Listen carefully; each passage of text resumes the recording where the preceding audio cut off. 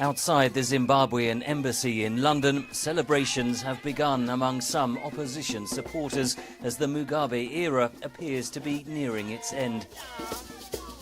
We really appreciate what he had done before, but unfortunately, he couldn't make a good move when he was supposed to step down. He should have stepped down long time ago. Instead, Robert Mugabe has clung to power for close to 4 decades, routinely crushing political dissent.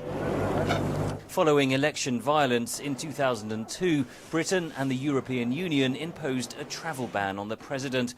His apparent ouster should be treated with caution, argues analyst Nick Branson of the Africa Research Institute.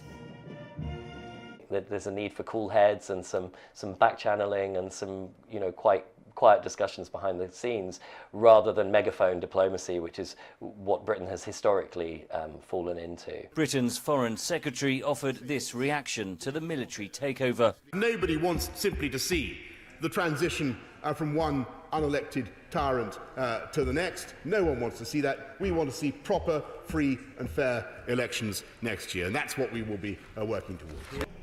Restraint was urged by the European Union. The fundamental rights of all the citizens need to be respected and the constitutional order and democratic governance to be upheld. Veterans of Zimbabwe's struggle for independence remain the driving force within the ruling ZANU-PF.